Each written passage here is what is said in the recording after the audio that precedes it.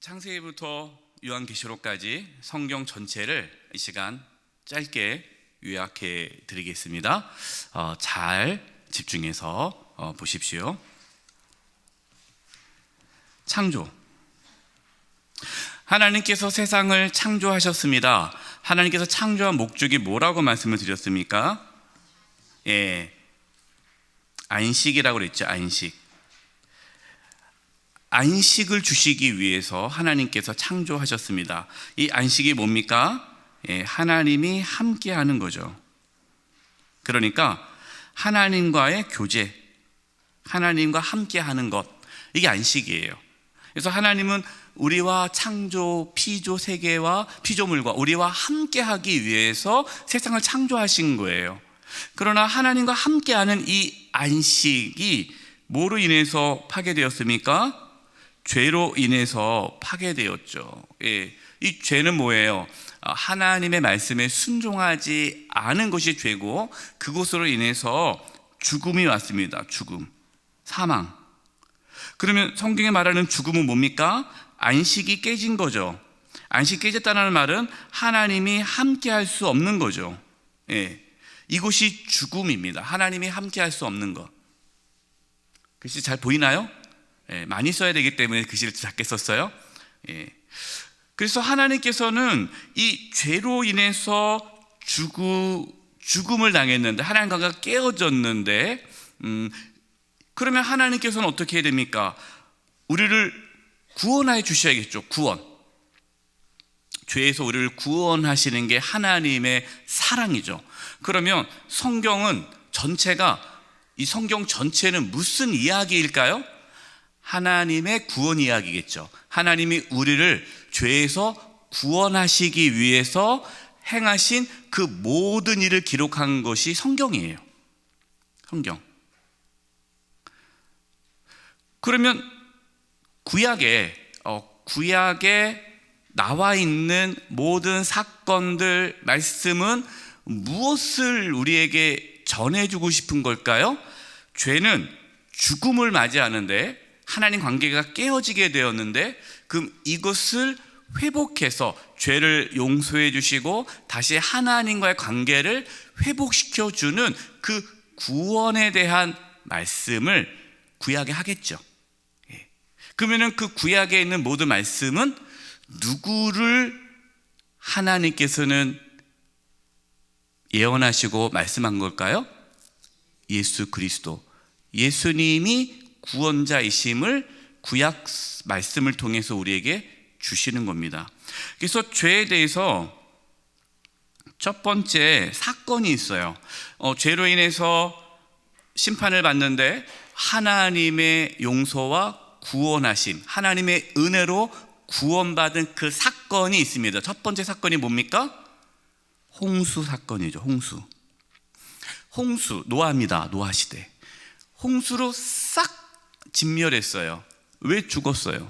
죄로 인해서, 죄가 가득해서 하나님이 홍수로 심판하셨습니다. 그런데 홍수로 심판했을 때에 하나님께서 노아를,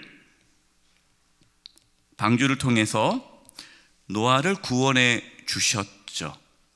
노아가 구원받는 것은 하나님의 은혜죠. 그래서 이 홍수 사건은 노아를 구원해 주시는 그 하나님의 어떠한 행하심, 노아의 방주를 통해서 짐승들을 구원하고 노아와 그 가족을 구원하는 것이 첫 번째 하나님의 구원의 첫 번째 이야기예요. 그래서 우리는 그 노아 사건, 홍수 사건을 통해서 하나님이 우리를 구원하시는구나 라는 첫 번째 메시지를 알 수 있죠. 두 번째 메시지는 하나님께서 누구를 부르십니까? 아브라함을 부르시죠. 자, 아브라함이 어디 있었어요? 죄악 가운데 있었잖아요. 거기서 하나님께서 아브라함을 부르십니다. 그렇죠. 하나님께서 아브라함을 부르셨어요. 그래서 아브라함을 부르셔서 누구를 낳죠? 이삭. 그리고 이삭은 야곱. 그래서 이 야곱을 통해서 12 아들이 나오게 되죠. 물론 이제 여기서 이제 요셉의 또 자녀가 또 나와서 이제 12지파가 되는 겁니다. 그래서 이제 야곱을 이스라엘이라 하게 되죠. 그래서 하나님은 그 노아를 통해서 하나님의 구원의 그러한 과정을 보여주셨고, 두 번째 아브라함을 통해서 죄악 가운데 있는 아브라함을 부르시잖아요. 부르셔서 하나님께서 선택해 주지 않습니까? 하나님의 백성으로, 자녀로 삼아 주시잖아요. 그럼 아브라함을 부르시고 하나님께서 아브라함에게 약속하신 것은 전적인 하나님의 은혜죠. 그래서 이 야곱을 통해서 12지파가 생겼는데, 이들이 어디로 갔습니까? 애굽에서 종노릇을 하게 됐죠. 그럼 애굽에서 종노릇 하고 있다라는 것은 지금 하나님께서 무엇을 보여주시는 거예요? 우리가 죄의 종노릇 하고 있음을 그 이스라엘 역사를 통해서 우리에게 지금 말씀하고 있는 거죠. 이 사건, 하나님께서 애굽에서 고통받고 있는 이스라엘 백성들을 출애굽한 사건이 있죠. 바로 출애굽이 두 번째 하나님의 구원의 이야기죠. 노아 이야기, 홍수 이야기가 첫 번째, 두 번째는 출애굽 이야기. 이스라엘 백성들이 애굽에서 고통 가운데 있다가 출애굽 나오게 된 것이 하나님의 은혜 아닙니까? 하나님께서 10가지 재앙을 통해서 나오게 되었고, 마지막 재앙이 무슨 재앙이에요? 장자의 죽음을 통해서 애굽에 나오게 됐어요. 그러면 그 장자의 죽음은 누구를 예표하는 걸까요? 예수님을 예표하는 거죠. 예수님이 죽으심으로 유월절 어린 양 그 피로 우리가 구원받음을 보여주는 사건입니다. 출애굽 사건은 하나님의 구원의 사건이죠. 이렇게 해서 이스라엘 백성들이 애굽에서 나와서 가나안 땅에 들어갔습니다. 가나안 땅에 들어갔어요. 이 가나안 땅은 무슨 땅입니까? 하나님께서 약속하신 땅이죠. 이걸 안식에 들어갔다라고 이야기를 했습니다. 그러니까 하나님께서는 지금 애굽에 있는 이스라엘 백성들을 구원하셔서 가나안 땅으로 가는 것이 하나님의 구원의 여정을 우리에게 보여주시는 거예요. 아까 앞서 노아 말씀을 하셨는데, 여러분 노아 이름 뜻이 뭔지 아십니까? 노아 이름의 뜻이 안식이에요. 참 놀랍죠. 쉼, 안식, 평안, 이 노아의 이름이에요. 그러니까 하나님은 창조했을 때의 안식, 평안, 쉼, 하나님과 함께하는 그 안식을 왜 창조하셨는데, 이것을 죄로 인해서 파괴된 것을 하나님은 노아를 통해서, 또 출애굽 사건을 통해서 가나안 땅에 들어가는 그 이스라엘 역사를 통해서 하나님은 끊임없이 우리를 안식으로 인도함을 말씀해 주는 겁니다. 우리는 이스라엘 백성들이 가나안 땅에 들어가서 살게 되는 모습, 이스라엘 역사를 보게 되었죠. 그 대표적인 인물이 누굽니까? 다윗이죠. 다윗은 약 1000년 전, 그러니까 BC 1000년입니다. BC 1000년으로 보면 돼요. 1010년부터 900 몇인데 헷갈리니까 그냥 쉽게 정확히는 이제 1010년에서 970년 BC입니다. 그때까지 40년간 왕을 해요. 그러니까 그냥 쉽게 1000년 전에 다윗이, 그러니까 지금 1000년 말고요, BC 1000년이니까 BC, 그러니까 지금으로부터 3000년 전에 왕이 됐죠. 이 다윗, 하나님께서 이제 다윗을 통해서 약속을 하시죠. 구원의 약속을 하십니다. 그래서 다윗을 통해서 무슨 약속을 합니까? 메시아를 보내주시겠다라는 약속을 하시죠. 그러니까 다윗의 후손을 통해서 메시아를 보내주신다고 말씀을 합니다. 이제 이스라엘의 역사가 이어져요. 그런데 이스라엘의 역사가 어떻게 됩니까? 여러분 알다시피 북이스라엘과 남유다가 갈라지게 되죠. 솔로몬 이후에 르호보암이 이제 악을 행해서 여로보암과 북이스라엘 여로보암과 남유다 르호보암 왕이 이어지게 되죠. 근데 북이스라엘은 총 몇 개의 왕조가 있었습니까? 9개의 왕조가 있었어요. 또 죽이고 또 반역하고 또 죽고 9개의 왕조가 바뀌었어요. 그러나 남유다는요, 다윗 왕조 안 바뀌었어요. 예, 다윗 왕조가 계속해서 왕위를 이어갑니다. 북이스라엘이 언제 멸망했습니까? 예, 722년에 BC 722년에 아수르에서 멸망을 당하죠. 남유다는요, 586년에 BC 586년에 바벨론에 의해서 포로 생활을 합니다. 여러분 이상하죠? 지금 비슷해 보이지 않습니까? 애굽에서 종로로 타고 있던 이스라엘 백성들을 하나님께서 가나안으로 인도하는 그 과정인데, 지금 북이스라엘은 아수르에 의해서 완전히 멸망합니다. 그래서 피가 섞여가지고 이들은 나중에 사마리아인이 되죠. 사마리아인, 피가 섞였기 때문에. 그래서 이스라엘이라는 민족성을 잃어버리게 되고요. 남유다는 포로 생활을 하게 됩니다. 70년 포로 생활을 해요. 그다음에 포로 생활을 하면서 하나님께서 말씀해 주시죠. 누구를 통해서요? 다니엘, 에스겔 선지자를 통해서 하나님께서 예언의 말씀을 하십니다. 그것이 뭡니까? 회복이에요. 그래서 어떤 회복입니까? 너희들이 바벨론에서 포로 생활하고 있는데 다시 예루살렘으로 돌아갈 것이다. 하나님께서 너희들 다시 회복시키실 것이다 라는 이야기를 합니다. 이 포로 귀환, 포로로 끌려갔어요. 왜 끌려갔습니까? 죄를 지어서 끌려갔잖아요. 그러면 포로 생활을 해야 돼요. 죄값을 치러야 돼요. 근데 하나님께서 포로 생활하고 있는 이 남유다 백성들을 다시 예루살렘으로 돌아오게 하십니다. 포로 귀환, 이것이 세 번째 하나님의 구원의 이야기죠. 그러니까 하나님은 노아를 통해서 원래 죽어야 돼요. 그런데 노아의 방주를 통해 구원하셨죠. 하나님의 구원의 이야기. 또 이스라엘 백성들 애굽에서 종로로 태야 돼요. 그런데 하나님께서 그들을 구원하셔서 가나안 땅으로 인도해 주셨어요. 그러나 가나안 땅에서 여전히 죄를 지어서 이제 북이스라엘은 멸망을 당하고 남유다는 포로로 끌려갔습니다. 포로 생활하고 끝나야 되지만 하나님께서는 죄악된 그들 뭐 하기 위해서? 안식을 잃어버렸잖아요. 하나님이 다시 함께하기 위해서 그들을 포로 귀환 예루살렘으로 돌아오게 하죠. 이것이 세 번째 하나님의 구원의 이야기예요. 이 사건을 이스라엘 역사를 통해서 하나님께서 우리에게 보여주고 싶으신 것은 하나님께서 이렇게 우리가 죄로 인해서 하나님과 단절되었고 죽을 수밖에 없고 안식을 잃어버린 거예요. 고통을 당하는 거예요. 하나님이 함께하지 않아요. 그러나 이것을 하나님께서는 함께하는 그 은혜를 계속해서 부어주시죠.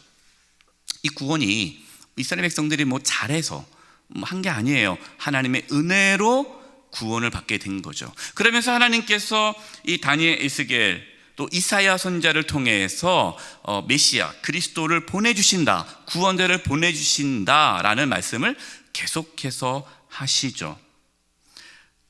이렇게 해서 이제 구약이 끝납니다. 그러면 그 하나님의 약속, 지금 이 구약은 뭡니까? 하나님께서 말씀하신 메시아 그리스도 구원자에 대한 예언의 말씀이라면 신약은요, 그 예언이 성취된 거죠. 실제로 메시아 그리스도가 오셨어요.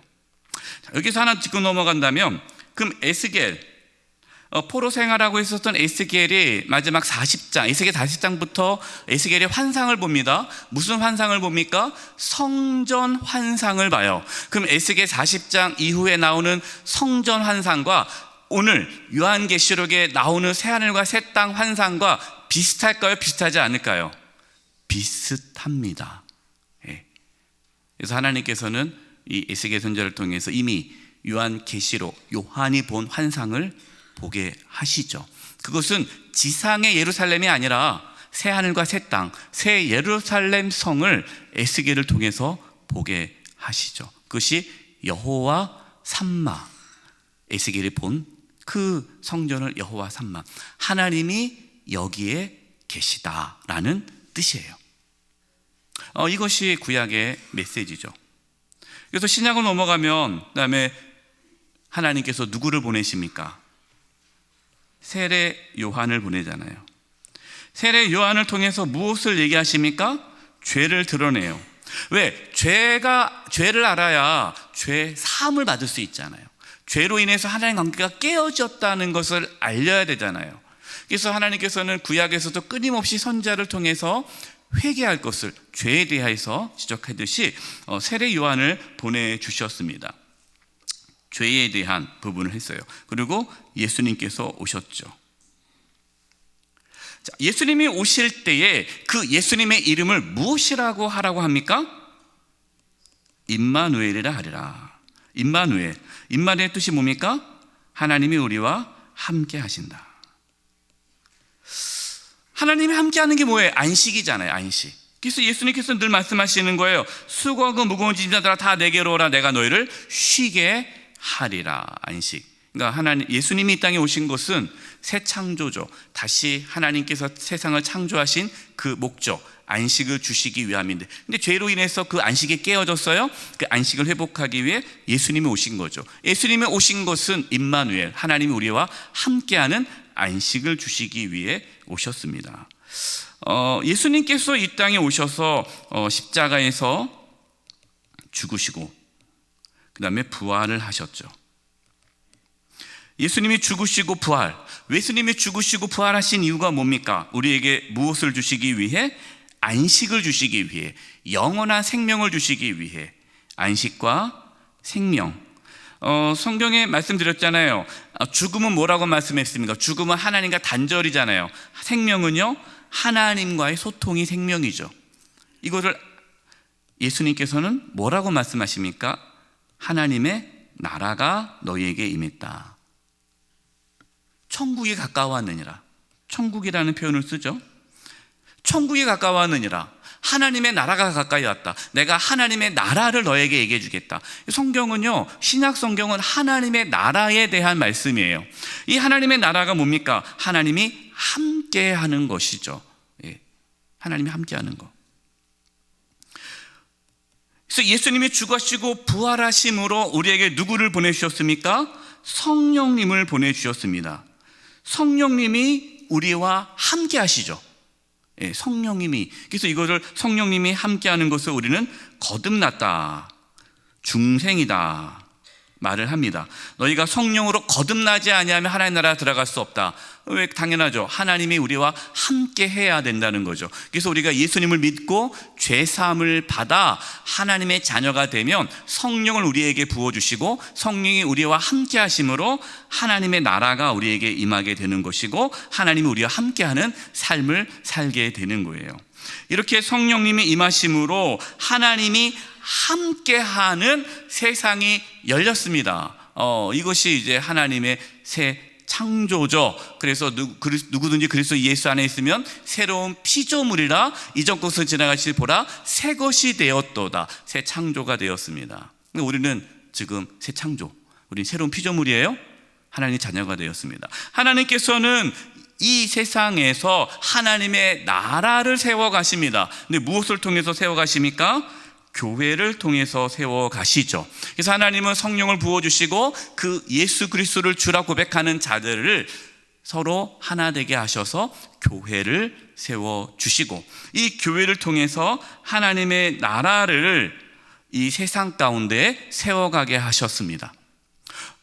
우리의 사명은 뭘까요? 하나님의 나라를 경험하면서 하나님의 나라를 세워가는 거죠. 하나님 나라를 세워간다는 게 뭡니까? 예수님을 알지 못해서 하나님과 원수된 사람들이 예수님을 믿음으로 죄사함을 받고 하나님의 관계가 회복되어져서 하나님이 다스리는, 하나님이 함께하는 삶을 살아가도록 우리의 가정과 직장과 나의 삶의 모든 자리에 하나님의 다스림이 회복되도록 하는 삶이 우리의 사명이죠. 그런데 이 하나님의 나라가 이루어지는 거예요. 하나님의 통치가 이루어지는 겁니다. 그러면 이 세상은 누가 다스리고 있었어요? 사탄마귀가 다스리고 있잖아요. 그러면 사탄마귀가 가만히 있을까요? 가만히 안 있을까요? 가만히 안 있죠. 그러면 사탄마귀가 가만히 안 있습니다. 어떻게 해요? 그들은 자기의 세상을 빼앗기지 않도록, 하나님의 나라가 이루어지지 않도록 싸움을 걸겠죠. 이것이 영적인 싸움이고, 그래서 2000년 동안 교회는 환난과 박해 가운데 지금까지 오게 된 거예요. 우리가 요한계시록 말씀을 우리가 마지막으로 이제 배우는데, 이 요한계시록 뭡니까? 이러한 모든 과정 속에서 하나님의 나라를 세워가는 교회야 되는데, 교회가 그 본질을 잃어버린 거예요. 주님과 관계를 잃어버렸어요. 그래서 요한계시록 앞부분에 책망하지 않습니까? 7교회 대표로 해서 책망하고 다시금 주님과 관계를 회복하도록 권면을 합니다. 그리고 환난과 고난 가운데 있는 성도들이 끝까지 믿음의 길, 예수님을 주님으로 믿고 살아감으로 결국 어디에? 하나님의 나라, 새하늘과 새 땅, 천국에 들어갈 수 있도록 끝까지 믿음의 길을 걸어가도록 권면하고 격려하는 것이 요한계시록이에요. 우리가 앞에 창세기부터 지금 요한계시록까지 왔는데요, 그러면 창세기에 하나님께서 세상을 창조하셨을 때 안식을 우리에게 주시는데, 그 안식을 이루기 위해 예수님이 이 땅에 오셨고, 예수님의 모든 우리의 죄를 짐을 짊어주심으로 우리가 예수 그리스도를 믿음으로 제사함을 받고 하나님의 관계가 회복되어지는 거죠. 그럼 그것으로 끝나는 것이 아니라 이제 하나님의 역사는 시작이 있으면 끝이 있지 않겠습니까? 그래서 창조가 있으면 마지막에는 심판이 있는 거예요. 근데 어떻게 보면은 심판, 믿지 않는 자들에게 심판이지만 예수님을 믿어 하나님의 나라에 들어간 우리에게는 그날이 어떤 날이에요? 심판입니까? 아니면은 영광의 날입니까? 영광의 날인 거예요. 그래서 그를 혼인잔치로 얘기하고, 새하늘과 새 땅에 들어가는 영광의 날로 요한계시록은 마무리하고 있습니다. 그러면 창세기에 하나님의 영광이 가득한 세상, 하나님이 다스리는 세상, 그 하나님의 영광이 가득했고 하나님께서 세상을 창조하시고 보시기 좋았더라라는 그 아름다운 세상이 이제 예수 그리스도를 통해서 새로운 창조가 이루어지면서 예수님이 이 땅에 재림하시고, 이제 예수님을 믿지 않는 자들은 심판을 당하고 예수 그리스도를 믿는 우리 모든 자들은 새하늘과 새 땅에서 이제 다시 주님과 하나님과 영광스러운 삶을 살아가게 되는 것, 이것이 하나님의 전체의 구원의 이야기. 우리는 지금 아직 예수님의 재림이 오지 않은 그 마지막 때를 살고 있는 거예요. 그러니까 창세기 때부터 지금까지 이어진 하나님의 말씀이 아직 끝이 안 났죠. 과정 중에 있습니다. 우리는 그 마지막 때 예수님의 재림을 준비하고 기다리고 있는 그때에 살고 있는 자들이에요. 우리 믿음의 선진들은 다 떠나셨고, 우리는 이때 어떻게 그러면 믿음 생활을 해야 할 것인가를 우리는 요한계시록을 통해서 말씀을 배웠습니다. 성경이 전체가 들어오시죠? 네, 이제 성경 다 요약을 했어요. 오늘 마지막 요한계시록 말씀 들어가도록 하겠습니다. 너무 빨리 얘기했나요? 네, 시간이 없어서 빨리 얘기했습니다. 영상 다시 보시면 여러분이 이해가 될 겁니다. 네, 영광을 주시는 하나님, 이제 마지막 제목이 영광을 주시는 하나님 이유를 알겠죠. 영광이 뭡니까? 하나님이 함께 하는 것이 영광이에요. 영광은 하나님의 임재가 영광입니다. 그래서 하나님이 함께 하시는, 그 영원히 하나님과 함께하는 은혜를 주신 하나님이라는 뜻이에요. 1번, 영광을 주신 하나님. 환난과 박해 가운데서도 끝까지 믿음을 지킨 교회와 성도들은 하나님의 영광을 보게 될 것입니다. 요한계시록 말씀은 성도들에게 천국의 소망을 줍니다. 예수님의 재림을 기다리며 천국에서 더 잘 살아가기 위해서 믿음의 길을 끝까지 걸어갈 수 있기를 소망합니다. 그래서 우리에게는 사랑의 천국방언을 해요. 천국에서 더 잘 살아야 한다. 여러분, 사랑의 천국방언 내용은요, 종말론적인, 우리가 이 마지막 때 어떻게 신앙생활 해야 할지가 잘 나와 있는 말씀이 사랑의 천국방언이에요. 자, 2번, 구원받은 성도들의 찬양입니다. 또 하늘에 크고, 요한계시록 15장 1절입니다. 하늘에 또 하늘에 크고 이상한 다른 이적을 보매 일곱 천사가 일곱 재앙을 가졌으니 곧 마지막 재앙이라. 이제 첫 번째 우리가 일곱 인 재앙, 일곱 대접 재앙, 그리고 마지막 일곱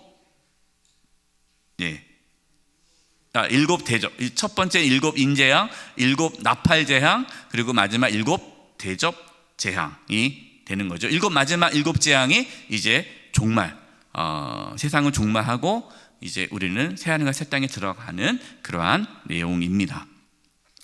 자, 그 마지막 재앙이라 하나님의 진노가 이것으로 마치리로다. 하나님의 이제 세상의 종말이 오는 거예요. 그러면 2절 또 내가 보니 불이 섞인 유리바다 같은 것이 있고 짐승과 그의 우상과, 이 짐승은 적 그리스도죠.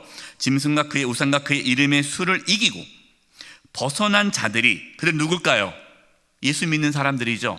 그런 환난과 박해 가운데서도 믿음을 지켰던 자들이 유리바다 가운데 서서 하나님의 검은 고를 가지고 3절 하나님의 종 모세의 노래 어린 양의 노래를 불러 이르되 주 하나님 곧 전능하신 이시여 하시는 일이 크고 놀라우시도다. 만국의 왕이시여 주의 길이 의롭고 참되시도다. 구원받은 성도들이 하나님을 찬양하는 모습을 이제 요한이 보게 되는 거죠.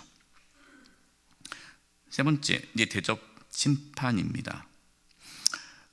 1번 구원받지 못한 자들의 심판이에요. 계시록 16장 1절 또 내가 들으니 성전에서 큰 음성이 나서 일곱 천사에게 말하되 너희는 가서 하나님의 진노 일곱 대접을 땅에 쏟으라 하더라. 첫째 천사가 가서 그 대접을 땅에 쏟음에 짐승의 표를 받은 사람, 이 짐승의 표를 받았다는 게 뭡니까?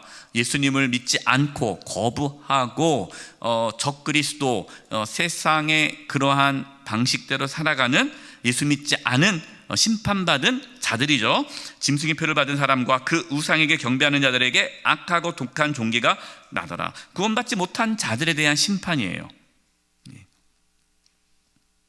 두 번째, 그러니까 지금 대접 심판은 예수님 믿는 사람들에게 심판이 오는 게 아니라 그 첫 번째, 두 번째 심판은 예수님 믿는 사람에게도 오는 세상 종말론적인 심판이라면 이 마지막 대접 심판은 이제 예수 믿지 않은 자들에게 오는 심판을 말하는 거예요. 두 번째, 교회를 박해하는 자들에 대해 심판입니다. 요한계시록 16장 6절과 7절 그들이 누굽니까? 적 그리스도를 따르는 그들이죠. 그들이 성도들과 선지자들의 피를 흘렸으므로 그들에게 피를 마시게 하신 것이 합당하니이다. 또 내가 들으니 제단이 말하기를 그러하다. 주 하나님 곧 하나님이시여 심판하시는 것이 참되고 의로우시로다. 그러니까 지금 초대교회 성도들이 피를 흘리고 죽임을 당하고 고통을 당하지만 이것으로 끝나지 않고 성도들을 박해했던 그 모든 자들이 세상이 심판을 받는다. 기억하셔야 돼요. 하나님의 심판은 반드시 있습니다. 47페이지 3번 하나님의 심판을 받아도 회개하지 않음. 계시록 16장 8, 9절 넷째 천사가 그 대접을 해야다가 쏟았습니다. 해는 불로 사람을 태우라 허락을 받았습니다. 그래서 사람들은 몹시 뜨거운 열에 탔습니다. 그러나 그들은 이 재앙을 지배하는 권세를 가지신 하나님의 이름을 모독하였고 회개하지 않았고 하나님께 영광을 돌리지 않았습니다. 하나님의 심판이 와도 그들은 여전히 회개하지 않는다라는 거예요. 마지막 하나님의 심판은 불의 심판이잖아요. 하나님 노아 때는 물로 심판을 하셨는데 다시는 물로 심판을 하지 않는다라고 했고요. 이제 불의 심판을 말씀하셨어요. 네 번째, 도둑같이 임하시는 예수님을 맞이할 준비를 해라. 계시록 16장 15절 보라 내가 도둑같이 오리니 누구든지 깨어 자기 옷을 지켜 벌거벗고 다니지 아니하며 자기의 부끄러움을 보이지 아니하는 자는 복이 있도다. 자, 이제 화면을 보겠습니다. 예수님께서 재림하십니다. 재림하시는데 예수님이 재림을 어떻게 하신다고요? 도둑같이 오신다. 도둑같이 오신다는 말이 무슨 뜻입니까? 도둑같이 오신다? 갑자기 오신다. 언제 오실지 몰라요. 갑자기 오신다. 그러면 예수님이 도둑같이 임하시는데 그럼 우리는 무엇을 준비해야 합니까?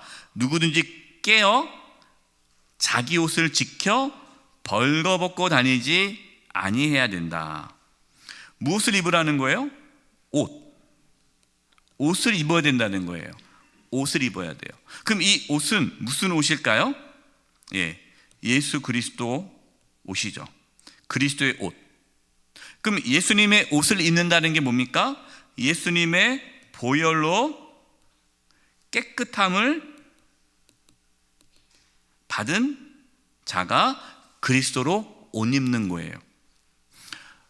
예수님께서도 그런 얘기 하셨어요. 그 비유로 말씀하셨죠. 천국 잔치에 초대했는데 그 예복을 준비하지 못한 자는 바깥 어두운 데에 나가서 이를 갈미 있으리라.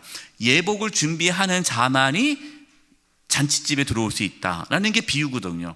이게 그리스도의 옷이에요. 그러니까 예수님이 오실 때에 우리가 옷을 입고 있어야 돼요. 옷. 그 옷은 내가 열심히 주님을 위해 살아왔던 내 의가 아닙니다. 내 신앙의 업적이 아니에요. 내 신앙의 경력이 아니에요. 우리가 예수님을 맞이할 수 있는 옷은 예수 그리스도의 옷. 그 말은 예수 그리스도의 보혈로 죄사함을 받은 자만이 예수님을 맞이할 수 있습니다. 그러면 벌거벗지 않고 옷을 입고 다니려면 우리는 날마다 무엇을 붙잡고 살아야 돼요? 예수 그리스도의 보혈을 붙잡고 살아야 돼요. 그 말이 뭐냐면 십자가의 은혜와 사랑을 놓치지 않고 살아가야 돼요. 그것이 우리의 의예요. 날마다 회개하며 하나님, 내가 오늘도 예수 그리스도의 보혈로 살아갈 수밖에 없습니다. 나는 죽을 수밖에 없는 죄인인데 예수님께서 나의 모든 죄를 다 짊어지시고 십자가에 피 흘려 죽으심을 믿습니다. 그 예수 그리스도의 십자가의 은혜 안에 사는 것이 그리스도의 옷 입고 있는 거, 벌거벗지 않은 거예요. 그 얘기했잖아요. 그 초대교회 책망 받았을 때 너희가 부유하나 다 벌거벗은 자로다. 부유하다고 라우디게아 교회 우리는 부자야, 우리는 부자야 하지만 실상은 가난한 거예요. 옷도 없어요. 벌거벗고 다녀요. 그래서 옷을 입어야 되는 거예요. 저와 여러분 예수 그리스도로 옷 입고 살아갈 수 있기를 바랍니다. 예수 그리스도의 십자가의 은혜, 보혈, 그 예수 그리스도의 사랑, 첫사랑 잃어버리지 않고 그 십자가 은혜를 붙잡고 사는 거예요. 자, 네 번째, 큰 음녀와 바벨론이 받을 심판입니다. 이 큰 음녀는 뭘까요? 이 큰 음녀는 세상을 뜻하는 거죠. 그리고 적 그리스도, 예수 그리스도를 대적하는, 하나님을 대적하는 세상입니다. 그래서 큰 음녀, 바벨론이 다 그러한 의미예요. 그런데 이 큰 음녀와 바벨론은 어떠한 모습이냐? 1번, 화려함과 사치와 음란함이 가득한 세상이라는 거예요. 계시록 17장 3, 4절입니다. 표준 세번을 보겠습니다. 그리고 그 천사는 성령으로 나를 씹사서 빈들로 데리고 갔습니다. 나는 한 여자가 빨간 짐승을 타고, 빨간 짐승은 사탄이죠, 타고 앉아있는 것을 보았는데 그 짐승은 하나님을 모독하는 이름들로 가득하였고 머리 7과 뿔 10개가 달려 있었습니다. 이것은 뭐냐면 사단이 이 세상을 다스리고 있기 때문에 세상의 권세자들, 힘 있는 자들이 여전히 있잖아요. 그들이 악을 행하면서 있다는 거죠. 그럼 이 로마 시대 때는 로마 황제들이겠죠. 그러면 지금 북한에는요, 그 김정은 정권이겠죠. 그러니까 이 독재자들이겠죠. 근데 4절, 이 여자는 자주색과 빨간색 옷을 입고, 당시에 로마 시대의 자주색 옷은 무슨 옷이라고 말씀드렸습니까? 명품이라고 그랬죠. 그래서 루디아가 자주색 옷감 장수라는 것으로 명품 옷을 만들었다는 거예요. 그래서 잘 살았어요, 루디아가. 당시에 자주색은 왕실, 황실, 이렇게 왕, 귀족, 높은 관직에만 입을 수 있는 색깔이 자주색이에요. 그래서 자주색과 빨간색 옷을 입었다, 금과 보석과 진주로 꾸몄다, 그 손에는 금잔을 들고 있었다라는 것은 아주 화려함과 사치. 우리가 살고 있는 이 세상은 어떻습니까? 얼마나 화려하고 사치를 주장해요. 그렇기 때문에 남들한테 과시하고 싶잖아요. 명품을 막 온몸에 휩싸이면 내가 뭔가 대단한 것처럼 느껴지는, 나는 명품 하나 없어. 그러면 자괴감에 빠지고 어디 뭐 동창 모임에 갈 때 남들은 다 명품을 갖고 오는데 나는 이게 뭐니? 그러면서 살아가는 이 세상 속에 우리가 살아가잖아요. 그러나 우리는 명품이 없어도 예수 그리스도를 옷 입어도 당당하게 살아가야 되지 않겠습니까? 아멘? 아멘. 뭐 그렇다고 집에 명품 갖다 버리지 마세요. 쓰세요. 괜찮습니다. 그 명품을 여러분의 가치로 여기지 말라는 거예요. 뭐 오해하지 마세요. 명품 매장을 또 운영하신 분들도 있기 때문에 우리 성도님들 중에는 그냥 그런 의미가 아닙니다. 여기서 말하는 것은 세상이 그렇게 화려하고 사치를 부리고 뭔가 이렇게 소유욕에 사로잡혀서 세상의 욕망에 사로잡혀 있는 세상을 상징적으로 얘기하는 거예요. 우리는 지금 그 세상에 살고 있죠. 우리는 얼마나 남들과 비교하면서 뭔가 있어 보이려고 하고 그렇게 힘있고 능력 있는 사람한테는 막 엎드리고 그러고 또 힘없고 아무것도 없는 사람에게 무시하는 이 세상 속에 살아가고 있단 말이에요. 그것이 하나님의 문화가 아니죠. 하나님을 적대하는 문화 속에 우리가 살아가고 있고, 그 다음에 그 속에는 가진 것들과 자기 음행의 더러운 것들이 가득하였다. 음란함이 가득하다는 거예요. 여러분, 우리가 살고 있는 세상이 얼마나 음란합니까? 그러니까 음란함을 그렇게 살아도 괜찮다는 거예요. 동성애가 이 음란함이잖아요. 근데 그걸 뭐라고 말해요? 그걸 죄라고 말하면 안 된다는 거예요. 성적 취향이지. 그러니까 놀라운 거죠. 세상은 갈수록 그 음란함과 죄악을 전혀 죄로 부끄럽게 여기지 않을 겁니다. 이게 세상이에요.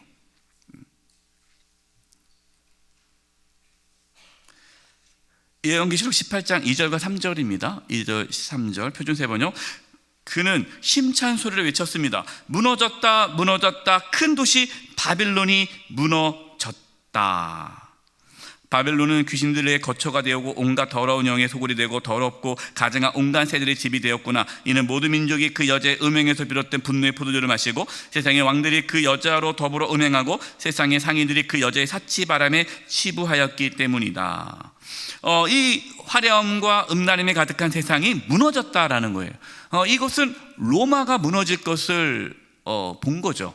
로마가 얼마나 화려하고 음란했습니까? 근데 로마가 무너졌잖아요. 이 세상은 무너질 수밖에 없어요. 두 번째, 교회와 성도들을 박해하는 세상입니다. 계시록 17장 6절. 또 내가 보면 이 여자가 성도들의 피와 예수의 증인들의 피를 취한지라 내가 그 여자를 보고 놀랍게 여기고 크게 놀랍게 여기니. 지금 로마가 얼마나 많은 성도들을 박해하고 죽이고 있습니까? 그러니까 성도들의 피, 그 순교자의 피가 있다는 거예요. 계시록 18장 23, 24절 표준 세번역입니다. 등불 빛도 다시는 내 안에 비치지 않을 것이요 신랑과 신부의 음성도 다시는 내 안에 들리지 아니할 것이라. 지금 이 세상이 멸망한다는 거죠. 그것은 내 상인들이 땅의 세도가로 행사하고 모든 민족이 내 마술에 속아 넘어갔기 때문이고, 예언자들의 피와, 그러니까 예언자들의 피는 선지자들의 피입니다. 성도들의 피와 땅에서 죽임을 당한 모든 사람의 피가 이 도성에서 발견되었기 때문이라. 그래서 하나님이 이 교회와 성도를 박해한 세상을 심판하신다라는 이야기입니다. 48페이지. 세상을 이기신 예수님과 성도들, 그러한 세상 속에서 어떻다는 거예요? 계시록 17장 14절. 그들이 어린 양과 더불어 싸우리니. 어린 양이 누굽니까? 예수님이죠. 누가 싸워요? 그 세상이 어린 양과 싸운다는 거예요. 어린 양은 만주의 주시요 만왕의 왕이심으로 그들을 이기실 터이요 또한 그와 함께 있는 자들, 곧 부르심을 받고 택하심을 받은 진실한 자들. 누굽니까? 우리죠, 우리. 예수님을 믿는 우리도 뭐하리라? 이기리로다. 우리는 세상을 이기는 자입니다. 예수님과 함께. 여러분, 세상에 지면 안 돼요. 세상에 휘둘리면 안 돼요. 우리는 세상과 싸우는 자예요. 시간이 없어서 말을 못하지만 또 오해해가지고 또 여러분 나가서 누구랑 싸우지 마시고, 예수 믿지 않는 사람과 싸우라는 얘기가 아니라 그 세상의 문화, 하나님 말씀을 적대하는 그 문화와 싸워서 믿음을 지키라는 거예요. 다섯 번째, 이제 혼인잔치가 이루어집니다. 혼인잔치. 아직 우리에게는 임하지 않았어요. 1번, 세상을 심판하시고 혼인잔치가 열림. 표준 세번역입니다. 요한계시록 19장 1절. 이 일이 있은 뒤에, 이 일은 앞에 있는 모든 환란이 끝난 뒤에 내가 들으니 하늘에 있는 큰 무리가 내는 우렁찬 음성 같은 소리가 이렇게 올려왔습니다. 할렐루야! 구원과 영광과 권력은 우리 하나님의 것이다. 그분의 심판은 참되고 의로우시다. 음행으로 세상을 망친 그 창녀를 심판하셨다. 자기 종들의 피를 흘리게 한 그 여자를 멸하셨다. 기뻐하고 즐거워하며 하나님께 영광을 돌리자 어린 양의 호린날이 이르렀다. 그의 신부는 단장을 끝냈다. 아멘. 네. 우리는 혼인잔치 열리는 그때 들어가야 될 신부예요. 2번, 혼인잔치에 들어갈 성도들의 모습, 저와 여러분들의 모습이어야 합니다. 계시록 19장 8, 9절, 신부에게 빛나고 깨끗한 고운 모시 옷을 입게 하셨다. 그 고운 모시 옷이 뭐예요? 그것은 성도들의 의로운 행위다. 또 그 천사가 나에게 말하였다. 어린 양의 혼인잔치에 초대받은 사람들에게는 복이 있다 기록하여라. 그리고 또 말씀하였다. 이 말씀은 하나님의 참된 말씀이다. 혼인잔치에 들어간 자가 복이 있어요. 그래서 복음이죠. 복음. 예수 믿고 구원받는 게 복이죠. 여기서요, 고운 모시 옷을 입은 게 성도들의 의로운 행위다라고 말씀드렸어요. 아까 화면 다시 한번 비춰주십시오. 그리스도로 옷 입어야 된다고 말씀을 드렸는데 여기서는 깨끗하고 고운 모시 옷이라고 말씀하고 있어요. 근데 여기서 옷을 성도들의 뭐라고 말합니까? 의로운 행위라고 얘기하잖아요. 이 말씀을 오해하면 안 됩니다. 그러면 내가 구원받으려면 착한 일을 많이 해야 되나 보다. 의롭게 살아야 되나 보다. 나 누구랑 싸웠는데, 내가 지금 누구 미워하는데 나 그러면 혼인잔치 못 들어가는 거 아니야? 여러분, 여기서 성도의 의로운 행위는요, 오해하면 안 돼요. 내가 뭔가 의로운 행위를 해야 천국에 들어갈 수 있다는 말씀이 아닙니다. 아까 말씀드렸듯이 우리는 예수 그리스도의 보혈로 깨끗함을 받아요.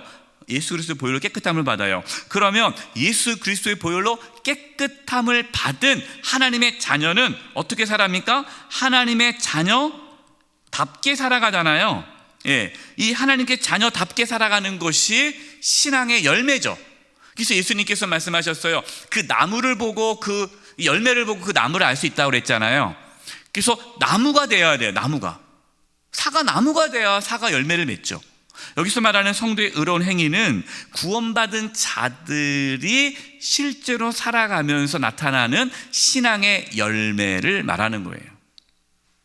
그러니까 오해하면 안 됩니다. 우리가 의롭게 살아야 천국에 들어가는 것이 아니라 예수 그리스도의 보혈로 제사함을 받고 하나님의 자녀가 되고 내 안에 성령이 오신 분들은 날마다 회개하며 거룩한 삶을 살아가게 되어 있어요.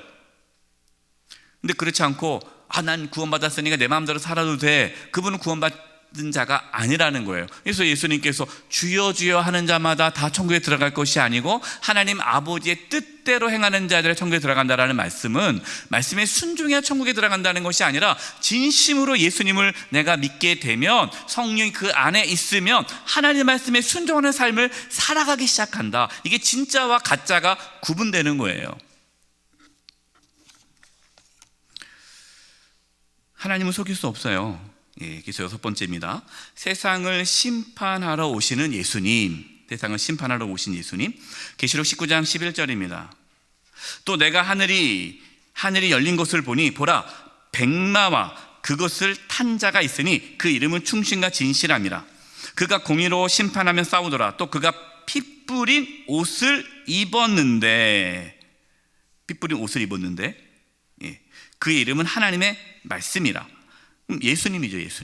예수님이잖아요. 하나님의 말씀이 육신이 되어 우리 가운데 오신 분이 예수님이니까. 15절 그의 입에서 예리한 검이 나오니 그것으로 만국을 치겠고 친히 그들을 철장으로 다스리며 또 친히 하나님 곧 전능하신 이의 맹렬한 진노의 포도주 틀을 밟겠고 그 옷과 다리에 이름을 쓴 것이니 만왕의 왕이요 만주의 주라 하였더라. 그러니까 세상을 심판하러 오신다라는 겁니다. 7번째, 이게 최후의 심판이에요. 계시록 20장 12절 또 내가 보니 죽은 자들이 큰 자나 작은 자나 그 보좌 앞에 서 있는데, 그럼 큰 자나 작은 자라는 말은 뭘까요?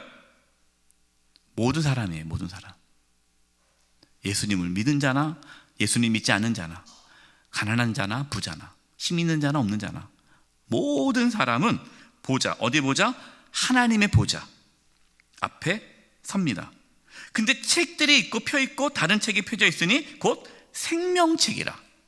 죽은 자들이 자기 행위에 따라 책들에 기록된 대로 심판을 받으니, 생명책이 있는데 그 생명책에 우리의 모든 행위가 다 기록되어 있다는 거예요. 우리 행위가. 13절, 바다가 그 가운데서 죽은 자들 내주고 또 사망과 음부도 그 가운데 죽은 자들 내주며 각 사람이, 그다음에 중요합니다. 여기서요, 각 자기의 행위대로 심판을 받고, 행위대로 심판을 받습니다. 또 14절, 사망과 음부도 불못에 던지니 이것은 둘째 사망이라. 그 첫째 사망은 뭐예요? 육신의 사망. 둘째 사망은 지옥에 들어가는 게 둘째 사망이죠. 둘째 사망. 곧 불못이라, 이 지옥을 말하는 거예요. 그 다음에 15절 보세요.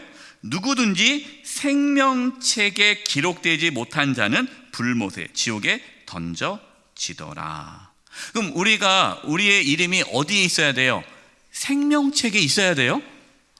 생명책이 없으면 우리는 지옥에 가는 거예요. 그럼 생명책에 기록된 자는 구원을 받은 거죠. 그러면 여기서요, 자기의 행위대로 심판을 받는다라는 이 말씀이 행위 구원입니까? 내가 뭔가 열심히 노력해야 천국에 갈 수 있다는 말씀입니까? 그 뜻이 아니에요. 앞에서 계속해서 반복적으로 말하는 건데, 여기서 말하는 행위는 열매죠. 신앙의 열매. 그래서 우리가 정말로 예수 그리스도를 믿고 예수님을 믿음으로 죄사함을 받은 하나님의 자녀는 믿음으로 살아가지 않겠습니까? 근데 그 믿음으로 살아가는 삶인데, 그 믿음으로 살아가는 삶을 하나님이 보신다는 거예요? 안 보신다는 거예요? 보신다는 거예요. 여러분, 하나님은요 다 보십니다. 그래서 우리가 하나님 앞에 섰을 때에 우리가 다 하나님 앞에 심판을 받아요. 우리는 예수 그리스도를 믿음으로 구원을 받죠. 그러나 우리가 예수님을 믿는 구원을 받지만, 그러나 어떤 사람은 부끄러운 구원을 받을 것이다 라고 말씀합니다. 어떤 분은 잘했다 칭찬받는 구원을 받을 거예요. 그러면 목사님, 그 부끄러운 구원은 뭘까요? 천국에 가면 그만이지? 저는요 괜찮아요. 부끄러운 구원이라도 구원만 받았으면 좋겠어요. 누가 물어보더라고요. 부끄러운 구원이 뭐냐? 저도 몰라요. 성경에는 자세히 안 나오니까. 그러나 분명히 뭐가 있어요? 뭔가가 있을 거예요. 우리가 하나님 앞에 섰을 때에 예수님을 믿음으로 구원받은 자들이 다 똑같지는 않겠죠. 예, 그 각자의 신앙의 그 삶의 모습대로 하나님이 뭐 하실 겁니다.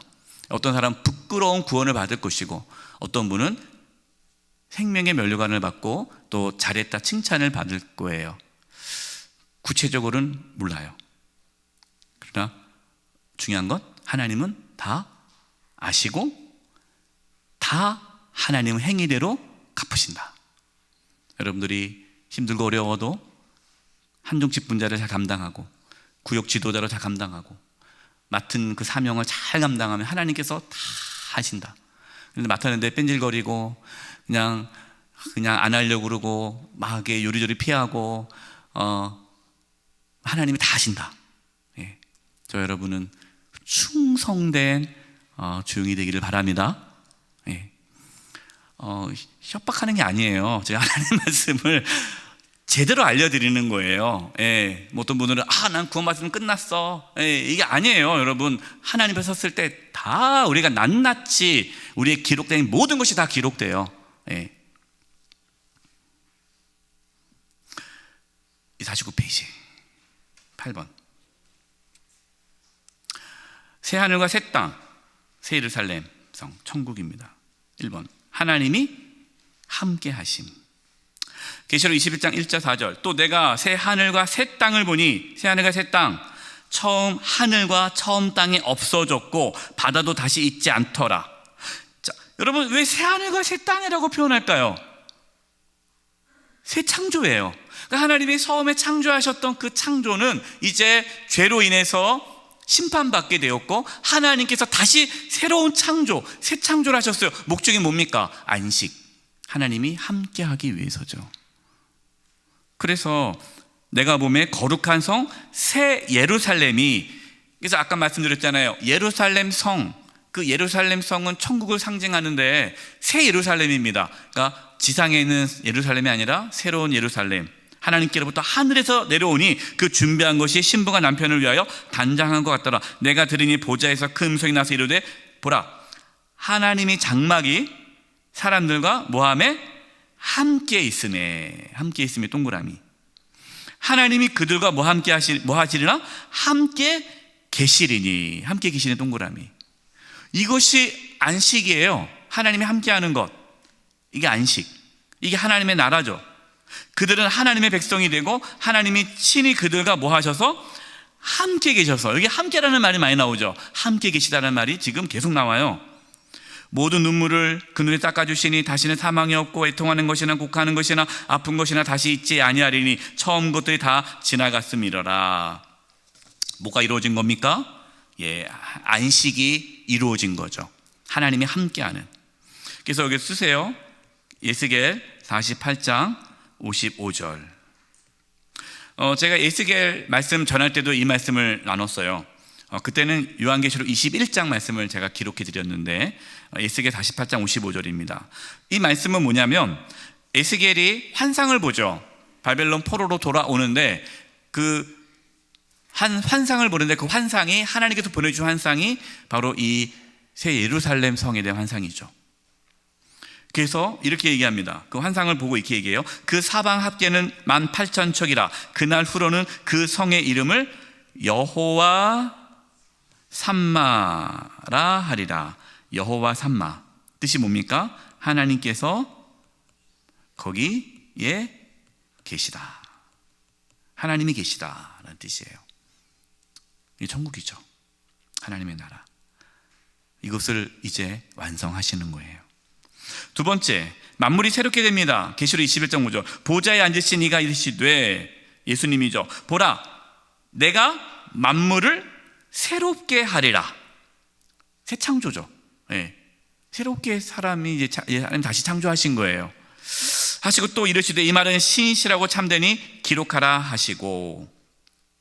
그러니까 우리는 이미 예수님을 믿음으로 새로운 피조물이 되었어요. 새로운 피조물로 이 땅 가운데 하나님의 나라를 이루며 살아가지만 이 땅은 아직 죄악과 싸움이 있기 때문에 완전히 하나님의 나라가 이루어지지 못했죠. 그러나 우리가 여기서 끝까지 하나님의 나라를 이루어가며 살아가다가 우리는 천국에 들어가게 되는 거. 그 천국은 이제 완전한 새로운 창조로, 새 창조된 새하늘과 새 땅에서 살아가게 되는 것이다. 그러면 우리는 어떻게 되느냐? 세 번째, 이기는 자만이 새하늘과 새 땅에 들어감. 계시록 21장 7, 8절. 이기는 사람이 누굴까요? 환난과 박해와 고난 가운데서도 믿음을 지킨 자.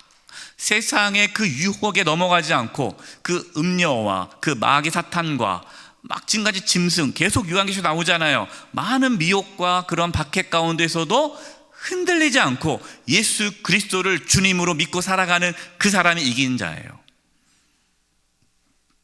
이것들을 상속받을 것이고 나는 그의 하나님이 되고 그는 내 자녀가 될 것이라. 그러나 비겁한 자와 신실하지 못한 자, 도망가는 자, 적지 않아요. 제가 목회하면서 너무 안타까운 게, 저 목사님 교회 안 나올래요. 왜요? 기도해도 소용이 없고, 뭐 하나님께서 날 도와주지 않는 것 같고, 뭐 교회 와도 뭐 사랑이 없고, 뭐 나를 뭐 챙겨주는 사람도 없고, 뭐 그냥 재미없어서 교회 안 다닐래요. 아무리 설명해도 이미 그분 마음은 접었어요. 목회하면서요, 신앙의 길을 떠난 분들이 참 많아요.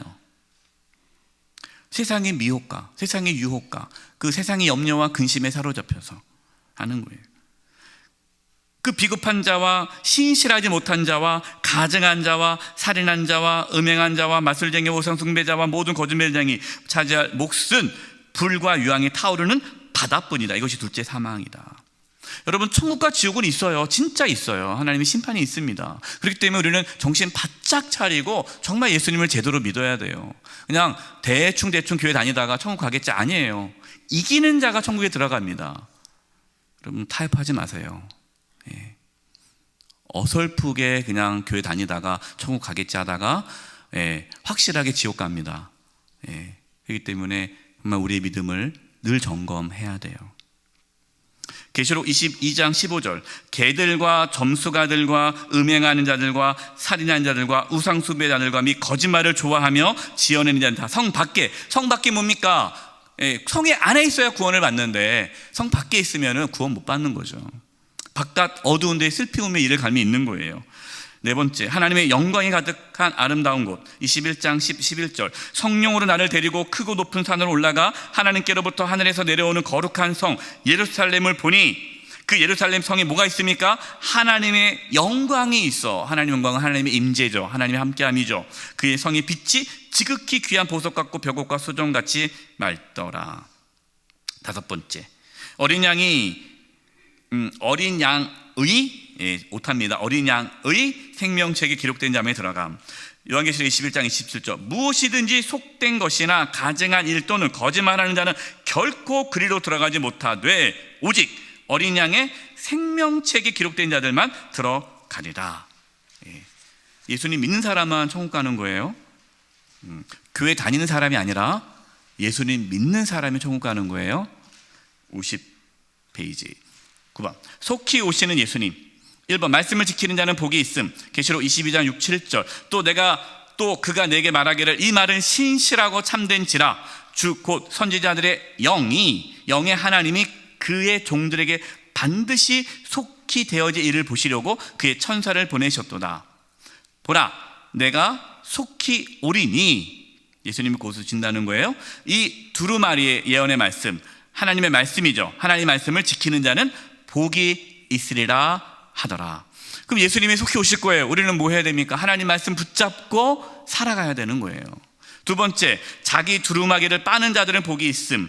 계시록 22장 14절, 자기 두루마기를 빠는 자들은 복이 있으니 이는 그들이 생명나무에 나아가며 문을 통하여 세상의 성에 들어갈 권세, 성에 들어간다는 건 천국에 들어갈 권세를 받으려 함이로다. 누가 복이 있어요? 자기 두루마기를 빠는 자. 두루마기를 빤다는 게 뭡니까?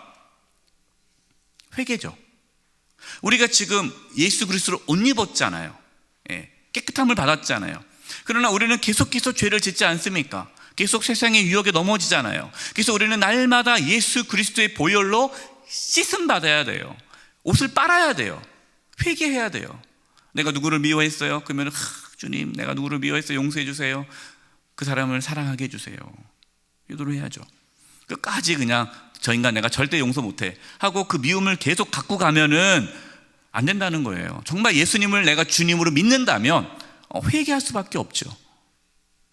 세 번째, 주 예수여 오시옵소서. 우리 계시록 22장 20절을 다 같이 일어나셔서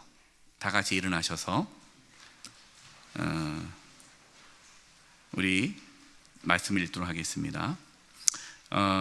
우리 요한계시록 22장 20절 말씀을 같이 읽겠습니다. 시작. 이것들을 증언하신 이가 이르시되 내가 진실로 속히 오리라 하시거늘 아멘. 주 예수여 오시옵소서. 네, 앉지 마시고 잠깐 서 계시고요. 제가 기도하고 축도로 마치겠습니다. 하나님, 4년 동안 하나님 말씀을 저희들에게 주심을 감사합니다. 창세기부터 요한계시록까지 말씀을 나눴습니다. 주님 오심을 저희가 준비하고 있는 이때에 깨어있게 해주시고 주님 오심을 준비하게 해주시고 그리스도로 옷 입은 우리가 날마다 옷을 빨며 말씀에 순종하며 살아가게 해주시옵소서. 이제 새하늘과 새 땅에 들어갈 준비를 하게 해주시고 이 세상에서 믿음으로 끝까지 살아갈 수 있도록 우리 성도님 한 영혼 붙잡아 주시옵소서. 우리 영세교회 속해 있는 모든 성도님들 단 한 영혼도 실족하지 아니하고 주님의 나라의 안식에 들어가게 하여 주시옵소서. 우리를 구원해 주신 예수님의 이름으로 기도하오며 지금은 우리 주 예수 그리스도의 은혜와 하나님 아버지의 그 크신 사랑하심과 성령님의 교통하심과 충만하심이 사랑하는 성도님들 한 영혼 한 영혼 위에, 우리 영수의 교회와 또 이 나라 민족 위에 이제부터 영원토록 함께하옵시기를 간절히 축원하옵나이다. 아멘.